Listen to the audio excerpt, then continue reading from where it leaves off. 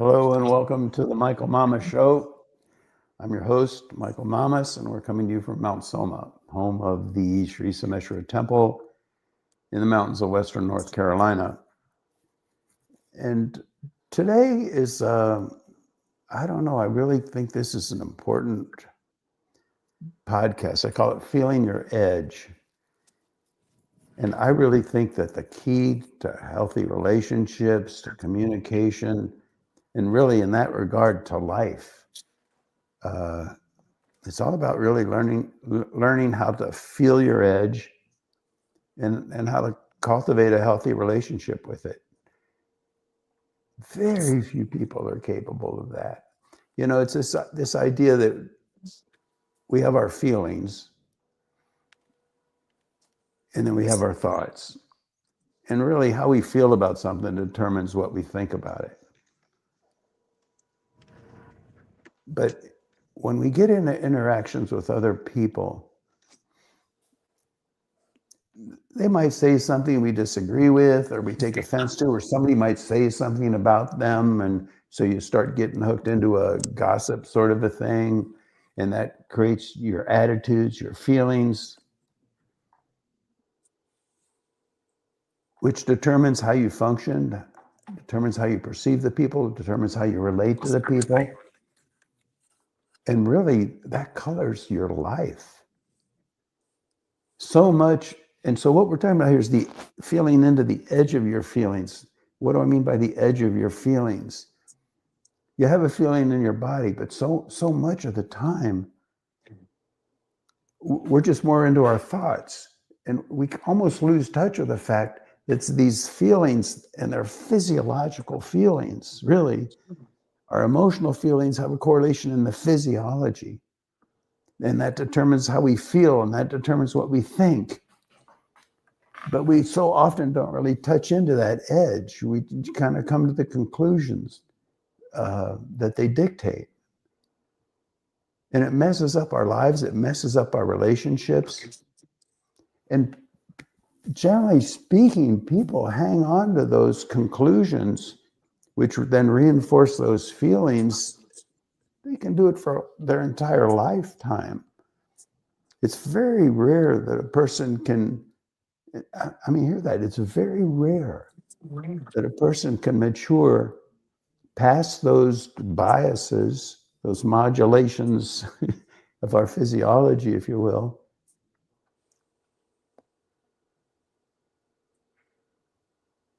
And so it's really those things that determine our relationship with other people and the world and everything. And it's not even just about relationship with other people. It's our relationship with fields of study, topics, subjects, people we watch on the news. It gets so complicated, you know, and it also relates to that principle called transference. It's a very important principle to understand. Psychologists will tell you that how we feel about things is largely determined by our transference, which is and what is transference really? We culture our mind and our feelings and our hearts and everything to function a certain way, largely from our childhood. Psychologists will tell you that most of your psychological framework is constructed in the first 5 years of your life. And then you just keep doing that dance the rest of your life. And then you transfer. So if you have an attitude towards men, then you have a tendency, and that would be determined probably by your relationship with your father. That determines how you relate to men through the rest of your life. It can be like that. And what is your relationship with your father determined, Mike, or with your mother? It's largely determined by the relationship between your father and mother as you grew up in those first 5 years. It creates a dynamic, and the dynamic dominates. And then we go through life transferring that onto other people. And that's all about, okay, what do you do about that? Well, a lot of it's about feeling your edge, feeling into that feeling. If you meet somebody and you don't like them, or if you judge them, or if you hear something and it triggers something in you about them, for example. One way of getting in touch with it is feel it in your body. When you have that feeling, and it can be a positive feeling or a negative feeling, but when you have that sort of feeling, where do you feel it in your body? And how does that dictate what you think and how you function and the nature of your relationship? And really, it's about everything. It's about the whole world. It's all dictated. It's all dictated. You see? So when we talk about feeling your edge, then it's like you have a deck of cards here. And just spread the cards out face up on the table. And that can take courage. But there's such resistance to doing that. No, I know what I feel, and this is my truth. That's not your truth. Those are your issues, you know. And so it's don't they call it the hero's journey sometimes, where you spread those cards out on the table and look at them one by one. What do I mean by that? You're exploring your own inner dynamic, your own conditioning, your own programming, your own transference, your own world.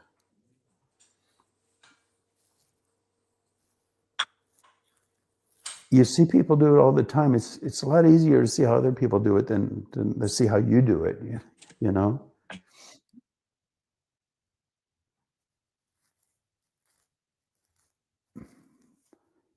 And so few people are willing to look into the mirror that way. They would rather just hold on to their perspective, because why? I think to a great extent, we feel that our perspectives, our feelings, to question those, to explore those, to work with those, creates a self-doubt. It's like if we can't believe in ourselves and how we view things, then we have no basis to our life. We judge ourselves. Oh my God, I made a mistake. Oh my God, I'm flawed. Oh my God. Oh no, I can't do that. No, I'm just going to hold on to my perspective, and I'm right, doggone it. That sort of a thing. And to really open that Pandora's box and to take a look at, well, could I be wrong? What's required to do that? Number one thing that's required to do that is a strong sense of self. So you don't allow yourself to be defined by a particular behavior or whatever. You know, I think I could have this wrong, but Bruce Lee said something to the effect about, never admit that you're wrong, or I forget. That's just general. But the point is that it's kind of viewed as dangerous or unhealthy to question yourself.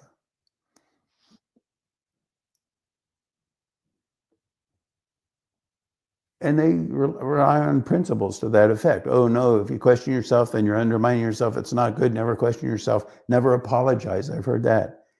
Never apologize. I'd say very different thing. Life is just a continuous stream of failures. What does it say in the Veda? Niti, niti, niti, niti, niti, niti, how you pronounce it? Not that, not that, not that. It's like when you travel in a sailboat. If you go into the distant shore, you don't just set your rudder one time, set your sail one time and just go straight at it. No, you never get there.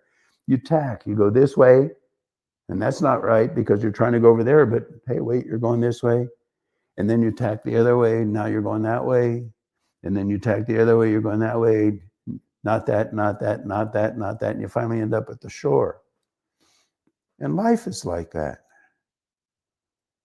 So you can look at it like it's not a string of pearls, but a string of mistakes in a way. Oh, that's a mistake. Oh, that's a mistake. You can view it that way.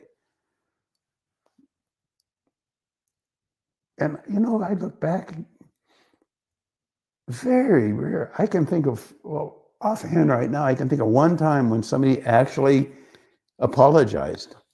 I mean, that's a horrible thing to think of. They've never, nobody wants to admit that they ever did anything wrong, that they ever made a mistake. I mean, that's overstated, but it almost feels that way in the moment when I speak about this.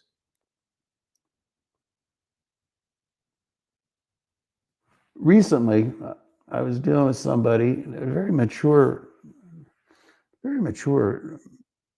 man, really, because he had a knee-jerk reaction to something, and it wasn't really correct. But then he was able, and it didn't happen in an hour. It was over a course of a few days of not really hearing from him, And then he just obviously spread out the deck of cards on the table, face up, looked at him. This is reality. This is what I was feeling. This was my knee-jerk response, but this is the deeper truth. And he just acknowledged it. Oh yeah, I did that. That was a mistake. Sorry about that, whatever. So clean. And it's not like, see, you're not really, and maybe this is where Bruce Lee was trying to make his point. It's not like you're effacing yourself, you're degrading yourself. No, you're just acknowledging the nature of life and how it works and moving forward. I don't know why it's so hard. But see, that's the role of a psychotherapist, isn't it? I've talked about how life is like a kite. And if the kite has a good solid tail, strong sense of self, then it soars. But no tail, it just spins. And we get caught in spinning. We're spinning around a wrong impression or an emotional response that determines how we think and function and feel. And we never soar, we never take off because we're busy spinning.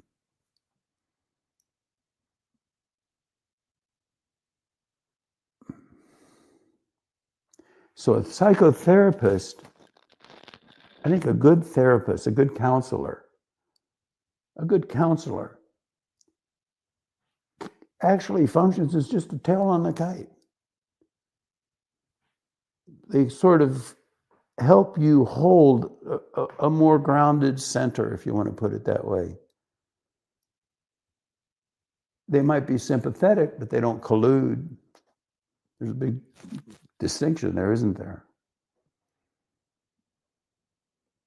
They don't have their emotional biases that kind of try to push you in a direction that's really based more on their issues, They just provide a stable center. Because if you can feel that stable center in yourself and come from that place, what does that do? That creates a healthy relationship with your emotional responses. And this is an important point. Because a lot of times people think for something to heal, you have to get rid of that emotional response. Oh, doggone it, that just got triggered again. I'm not healed yet. No. It's not about getting rid of it so much as it's about having a healthy relationship with it. Who was I talking to? Oh, I have a friend who actually played in the first round in the French Open qualifiers, which is really impressive to me because I used to play tennis. And so we'll talk tennis a lot and stuff. And there's this one tennis player, I think she's great, but for some reason, I have to be honest and confess, there's something about how she behaves on court that bugs me, and I know it's a transferential thing. I see her off court, interviews, stuff. She's a great person, wonderful, as far as I can tell. But still, there's something there gets triggered. It's not about getting rid of it, but it's about having a healthy relationship with it. Yeah, there I go again, kind of a thing. Why is that so hard for people? I don't know. Well, no, I do know. It's a state of physiology. I think we don't realize, oftentimes, the degree to which our psychology is so intimately connected, so seamlessly correlates really with the state of our physiology, the psychophysiology. And that's what even the chakras are all about, that they're psychophysiological centers. I've talked about that in previous podcasts. And so we're basically dancing around the tonal quality of our different psychophysiological centers. And so if we just allow ourselves to feel that, to be with that, oh yeah, there it is, you know. And it could be a sense of affinity or aversion. But there it is. Because that's how you see, even with the affinity, you can set yourself up. Oh, there's a positive transferential component with this particular individual. And so you're more inclined to collude with them, to go with them, to even marry them, whatever. But it's not really based on the reality of who they are or who you are, but more that whole psychophysiological, transferential projection sort of a dynamic. It comes down to self-honesty. Self-honesty is a very interesting thing. It's not an intellectual thing only. Very little of it is intellectual. It's more being honest with what you feel, spreading those cards out on the table and taking a look at it and saying, oh yeah, there I go. Okay, I get that. You know, sort of a thing. You never totally get it, but at least you're cultivating a relationship with it, as opposed to burying your head in the sand and insisting that what you feel is the ultimate truth, you know? Maharishi Patanjali used to call them samskaras, you know, it's in the Vedas, storehouse of impressions. We have these impressions on the psyche that color the psyche and determine how it functions. As we evolve, as we mature, the magnitude of the impression on the psychology lessons, they say it ceases to be like etched in stone and becomes more like clay, and then it becomes more like maybe gelatin, and then becomes more liquid, and eventually just like air. I don't know of anybody who has it just like air. The stars in the sky, that's called the immortals. See, people think when they get enlightened, they are past all of that, and they're ridiculous. When you get enlightened, over 99% of the stress is still there in the physiology. There's just that one component, that one aspect that becomes fully awake to the absolute, if you will. We all have a sense of the absolute. That's why when we read a book, a lot of these people read a book about enlightenment. Oh yeah, I get that. Oh yeah, I can feel that. Oh yeah, I'm enlightened. No. It's just that it's there deep inside, and so we have a sense of it. Doesn't mean you're enlightened. But even when you're enlightened, which is huge, it's dramatic, it's a huge shift. It's a physiological shift. It's not like, oh, suddenly you're enlightened and you get everything. No, it's disconcerting. It's mind-blowing is what happened to me, you know? It takes time to get used to, but even after you get used to it, then there's the other 99% still to go. But there we're talking about the immortals. We're talking about the stars in the sky, for goodness sake, you know? The ultimate, if you will, you could say it that way, attainment of awareness and physiology, you know, way beyond enlightenment, you know. And then we get into how words are used. I know there was this one saint in India, and somebody asked him, are you enlightened? And he said, no.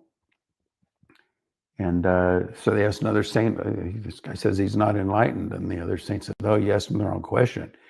You should ask him, is he self-realized? Because for that saint, enlightenment didn't just mean what we mean by enlightenment, self-realized.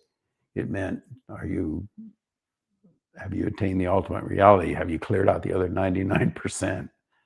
You know? All right. Hopefully that's enough. And in a bottom line, cultivate a healthy relationship with your emotional responses. They don't define you. And they don't really, I was going to say matter, that's not right at all. They don't really have to be correct. They're not correct.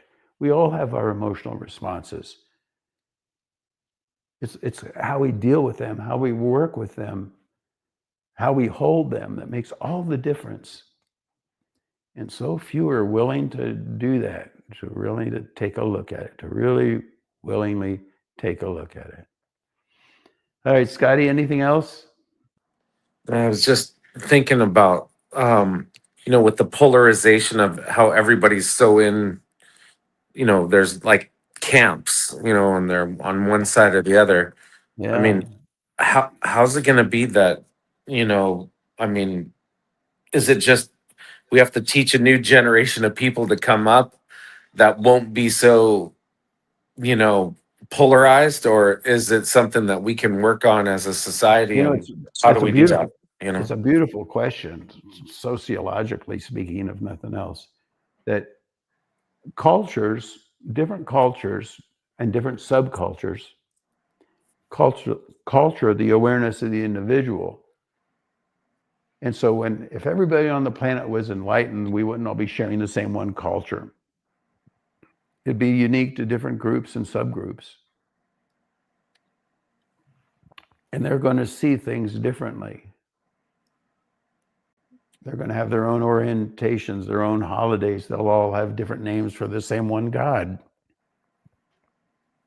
And that's normal and healthy. And so where do we get stuck there? We get stuck there because of our emotional response to other subcultures and other cultures. And then we try to transcend and go beyond it. Oh no, everything's fine. It's all beautiful. And that's a form of denial. I mean, birds of a feather flock together. Affinity and aversion is natural. We don't go into judgment. What do I say? Cultural racism is cultural integrity gone insane. But we still have cultural integrity. And so that's really the question, isn't it, Scotty? Are we talking about integrity? Or are we talking about varying degrees of insanity, really? Judgment, aversion, on steroids, if you will. Right. Yeah. Yeah, it seems like we need, it's okay to have these differences of opinions, but how do you work with each other to stop, Yeah, the dysfunction? it's a delicate thing, and then there's that book. I never ever read it. I don't think I did, but I'm okay, you're okay. Yeah. It's not even that, My culture is okay. My culture is good. That's my path. You got your path. I have certain affinities and aversions for it, almost out of necessity, because it's just different than the way I was raised, the way I function, the way I think, the way I breathe. Humanity's not meant to be one homogeneous continuum. It's not. No. Yeah. And that's the beauty of the thing. We have maple trees and we have poplar trees, and they're different, and all the different species. I mean, it's all normal. It's natural. Ants live together.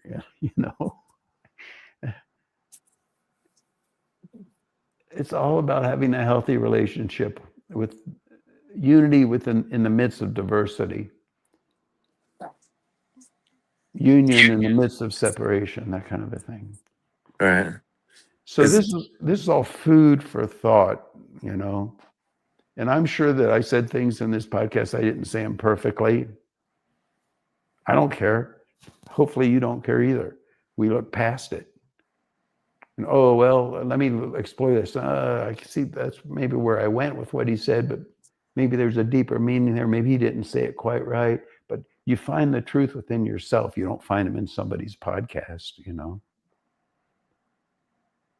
Anything else, Scotty? No, I keep just wondering if the pendulum is just carrying us to this extreme, and that it's gonna, nature is just gonna start to purify things and bring things back more into harmony, I guess. I don't know. I'm hoping. I was going to mention this. I surf YouTube a lot. I found this thing about 2026. It was actually Edgar Casey. I don't know if he said it or not, but I mean, this was the whole thing about what Edgar Casey said about 2026. And I'm telling you, Scotty, it was everything we've been saying about, the phase of transition. Now it's 2025. You can feel it. It's happening, the transition. Now, depending on, again, your affinities, your aversions, your biases, your emotional responses, you may not even see it happening because you're viewing it from a certain angle. But really, if you can have that, this is happening. Just like I said in my previous podcast, it is happening. This transition is taking place. It's starting. And according to this thing by Edgar Casey, in 2026, it is, I'm going to try to find it here so I can recommend it to you guys. 2026 is when it's really going to start to become even more palpable. Okay, here it is. You might want to check this out on YouTube. It's called Shocking Prediction: Why 2026 Will Be Humanity's Turning Point, at Edgar Casey. I listened to it. I thought it was pretty cool, especially because he said so much stuff that we've been saying all along. Not that we're trying to claim that we have these abilities, other than that it's just self-evident at this point. And there's so much evidence of it in so many different places, All right, I guess that's it, huh, Scotty? Yep, I think so. All right. Thanks, everybody, for listening, and we'll talk with you again next week.